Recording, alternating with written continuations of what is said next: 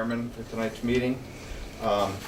Also, committee members are Councilwoman Teichelt and Councilman Nero. And ex officio, or actually tonight we have David St. Hilaire, Ben Sheen East, Don Taylor, Mayor Mark Boughton, Mr. Maloney, Attorney Yemen, Colleen Stanley, and Attorney Fran Collins. Okay, I'd like to call the meeting to order again and seeks the comments of Mr. Mayor. You would, Sure, this is basically pretty much an easy one for you. To give you a little bit of a background and history to this, and then Mr. Maloney can fill in other questions or ideas that you may have. The Armory across the street, about 4 or 5 years ago, maybe a little bit longer ago, the discussion began about the disposition of the property.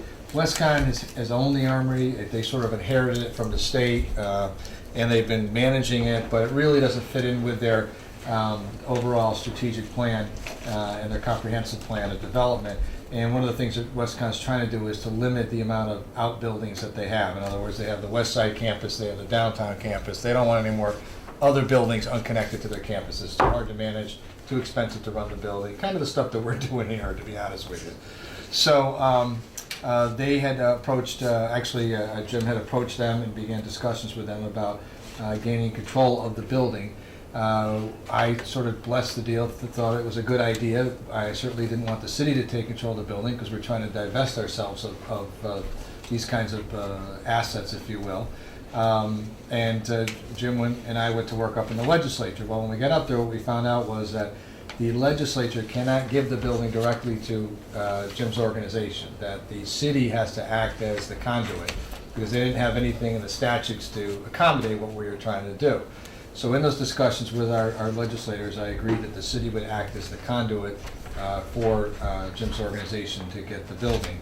And in the legislation, I think it even specifies the terms of the transaction that was passed by the General Assembly, which obviously trumps anything that we do here in terms of price and things like that.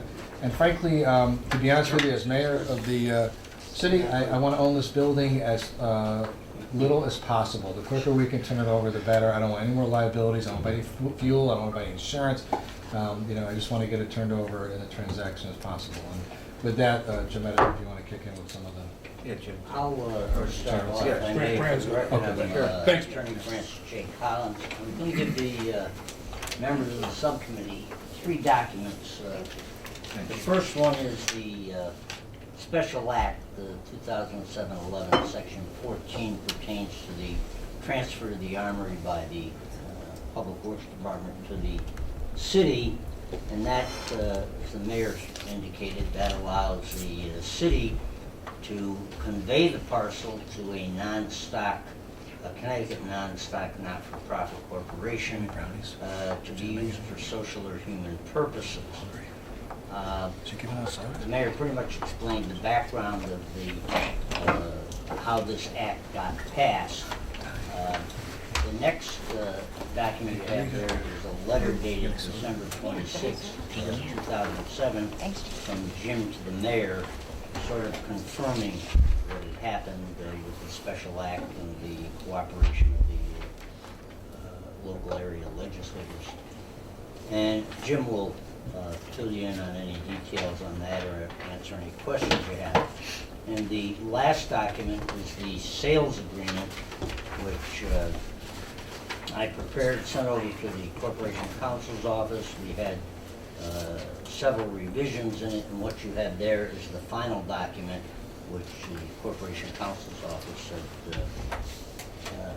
had input and blessed the final document. Corporation Counsel's office and myself did have discussions with the Assistant Attorney General, Department of Public Works, and we discussed the procedure which would be followed once the city approves the acquisition of the Armory. The transfer, we believe, would serve the best interest of the city since it would continue the utilization required by the legislation for human services program by Connecticut Institute for Communities, which I'm sure you're all familiar with. with that, I'd like to turn over to Jim to sort of put in his 2 cents and answer any questions. Sure, Mr. Maloney. Thank you, sir. Thank you, Mr. Chairman. Thank you, Mayor, first of all, for your comments and for your support of this project. It actually goes back even a little bit before where the mayor started the history, which is that the mayor came to us to talk about Harambee, which is one of the programs that actually occupies, right now it's in effect the only program that occupies the Armory. And the mayor's concern there was that Harambee needed some support in terms of financial management, human resources management, they do fine with the program they run. It was the issue of the overall sort of corporate administration. And the mayor asked us to take that on, which we did. It didn't take too long before we realized that the building was basically being left alone. I don't want to quite say being left to rot, but being left alone. It was not a priority of the university. And the mayor quite rightly said, the master plan for the university calls for the university to build on the downtown campus and the west side campus, and they didn't have any need for the building with one big exception. The reason they had the building, the reason they had asked for the building when the Army moved out, was that they wanted someplace to store their theatrical department materials. So if you go in the building, the basement still has those materials. But in the meantime, the college had decided and had gotten funding to build a performing arts building, right, which they're in the process of doing. That's why when you look at the correspondence, this conversation goes back more than 5 years ago, and the actual legislation is 3 or 4 years ago.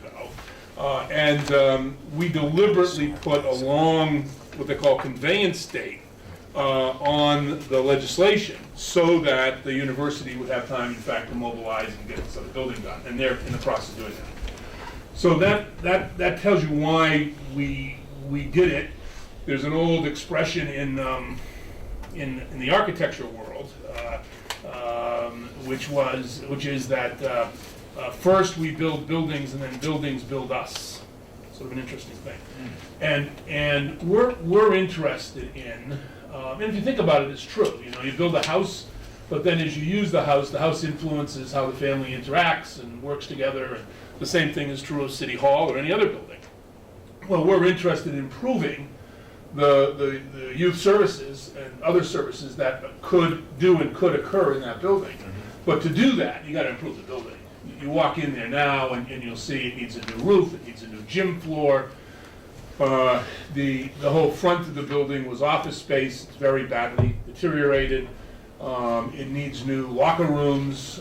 It was built as an armory, which means it was built for young people, but it was built in 1912.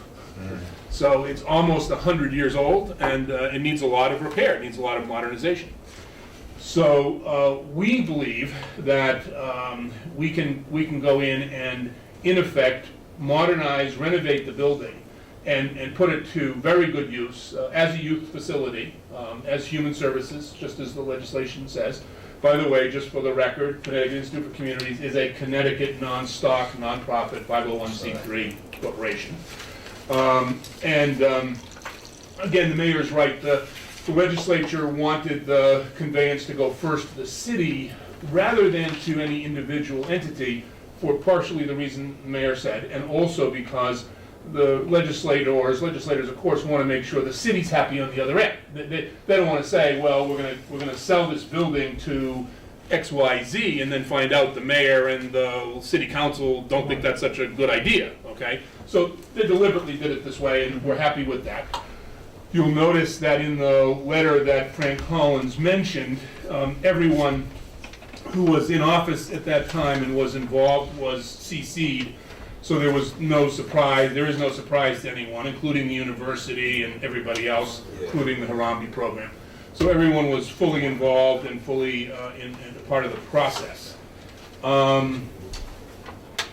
What happens if you agree to this is that rather than this building being sort of in no man's land with the university or just another building that the city has to pay money to maintain.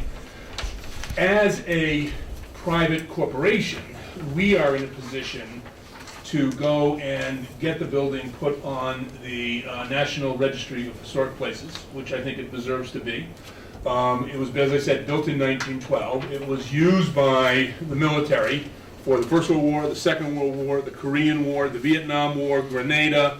It has a long history of being involved with this community. I think it clearly will qualify. You take a look at it architecturally, it's interesting. It's the only building in Danbury that looks the way it looks. I think it has. I think clearly we can get it qualified for the National Registry, and what that will allow us to do as a private entity, we will then be able to go and get historic preservation tax credit financing. So if the city owned it, you'd be looking to, I don't know, get bond money, raise the bond money, or take it out of operating funds, or you'd be spending City of Danbury money. What we believe is the right thing to do is we can use the tax credit financing mechanism to do a rehabilitation of the Armory, preserve it as a historic building, which it deserves to be, and maintain its use as a community facility for the foreseeable future. So we think it's a good thing in terms of programming. We also think it's a good thing in terms of historic preservation. And it's a good thing in terms of continuing to recognize all of the men and women, mostly men, that was the history of the events, who use that building. And in using that building, contributed mightily to the well-being of this country. So we think from every perspective, we would like to think this is a pretty good thing to do. Win-win. Yeah. And I'm happy, as Fran said, or the mayor said, to take any questions.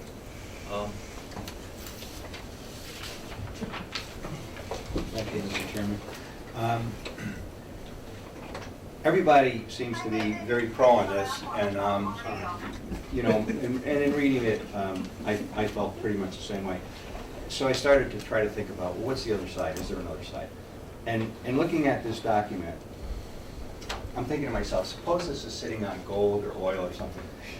And so, you know, I'm just thinking, trying to go completely on the other side to see if there's another way to look at it. And the thought occurs to me after looking at this document. You started this, well, I don't know if this is exactly when you started it, but this document is July 26, 2007.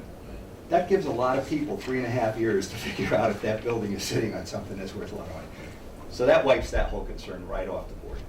So the only other thought that I had is, and maybe this should go to one of the attorneys, Mr. Chairman, I'm not sure how you would like to do this one. It says here, in the sales agreement, it says in the first page, the second paragraph, 2 lines up from the bottom, it leads into, for purposes as set forth in Exhibit B.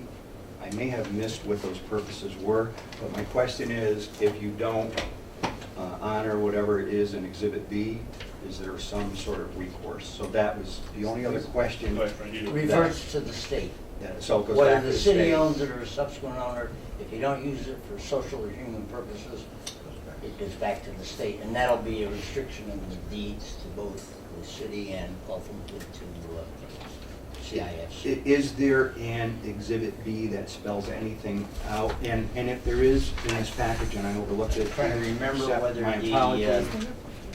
I'm not sure that you really have to find one, but I think that's the Exhibit generally B what it is the statute, Oh, okay. which Oh, that refers was to, it supposed to be- says, if the, says the town of Danbury should use the parcel for social or human purposes. If the town of Danbury does not use it for that, does not retain ownership, or releases it, the parcel shall revert to the state of Connecticut, except, and that's where the exception comes in, they can convey the parcel to a Connecticut non-stock corporation to be used for those purposes. Okay. Thanks, Mr. Maloney. Yes, sir. Thank you, Mr. Chairman. Well, I know there was a planning commission report. Is that it? Yep. And I just wanted to be in the record that it was a positive recommendation. That was it, that was my only. So be it. It's in the record. I just want to, Attorney Yammon, are you satisfied with the sales agreement since you negotiated? Yeah, I actually required a number of changes to the agreement. For example, I added paragraph 13, which says, seller makes no representations whatsoever regarding the premises. So we're not even, we're not even guaranteeing that it's a building, so. And, you know, a number of other similar, You added the restriction too, to make sure. and the restriction Right. to ensure that it's always used for nonprofit purposes. So you're satisfied with that? Yes, Great. and there'll also be a restriction in the deed, which I will draft, so. We don't really want the building back, we want it to go back to the state if something goes wrong. And you realize we're not going to put any repairs in here? One other It's thing that's in absolutely the as is. contract that I don't think's been mentioned is that the CFIC will be paying all the administrative costs. I think I read that. Yeah. From the Yeah, I state, saw so that, yeah. there'll be no, No expense cost incurred to by, the yeah, I city. saw that. incurred by the city.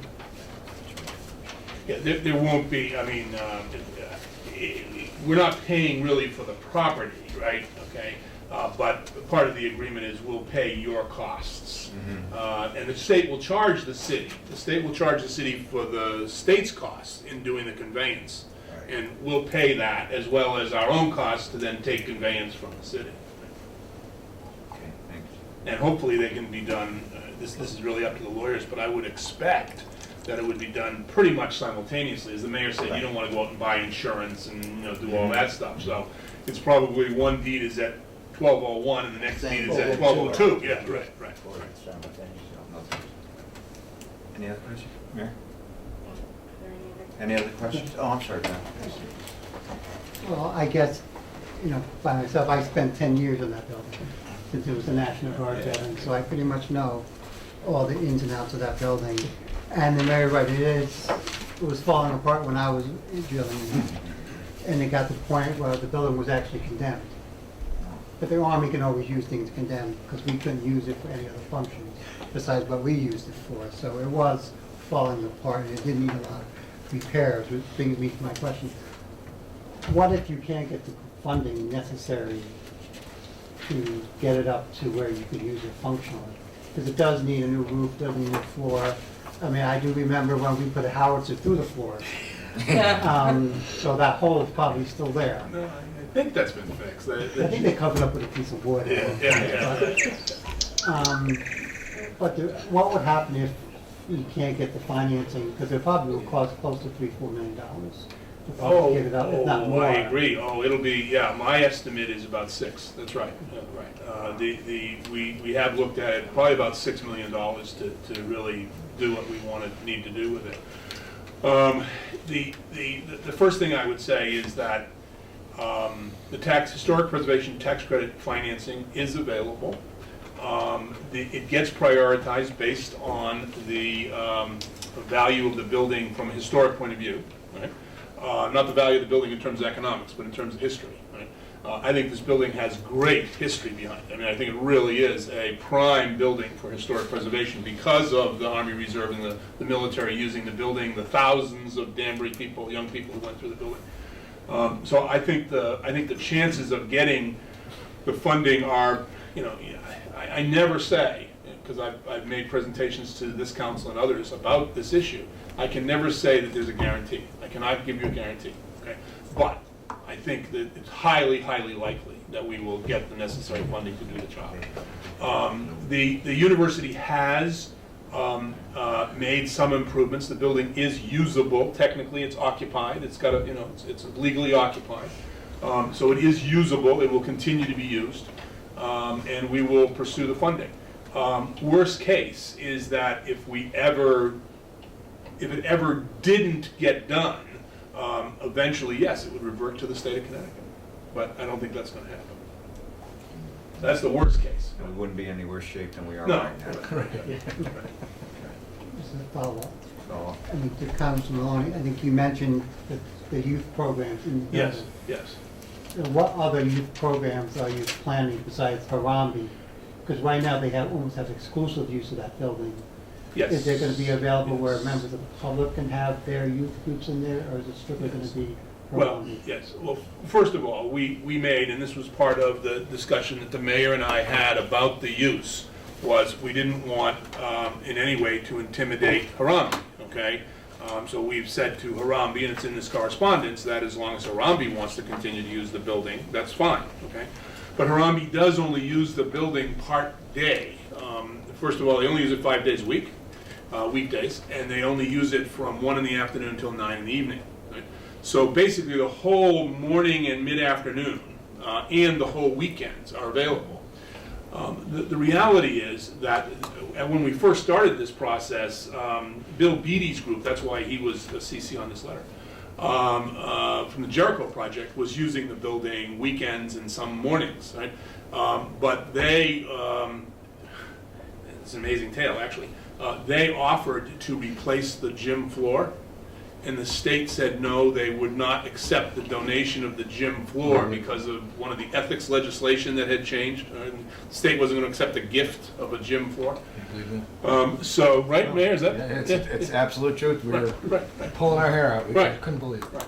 So they left. So they're no longer using it. They now have a facility on Rose Street, and they're doing that. The answer is yes. I can't tell you, Councilman, the specifics, because until, it goes to my point earlier about first you build the building and then it builds us, until we can offer real facilities, we don't know who in the community would want to use it. But the whole purpose of the Connecticut Institute for Communities is to spur community development, community growth, community activity. So we're very much open to that. But we do have a pre-existing commitment that we will support the Harambe program. But we'll make it a better program because they'll have a better building. yeah, Was that more than you wanted? I'm sorry. I loved it. Oh, okay. No, that was interesting. Thank Okay. you. I didn't know the part about the floor, but thank you. I'd like to make a motion to recommend to the Council of the Whole to approve the sales agreement between the City of Danbury and the Connecticut Institute for Communities, Inc. for the transfer of the state armory. Second Yes, by for a public hearing. Nero. Councilman Nero. All in favor? Aye. Aye. All opposed? I'm not sure that's So a passed. resolution, but. Motion to adjourn? Motion to adjourn. Second? Thank you, ladies and Thank gentlemen. you. Appreciate it. Come on.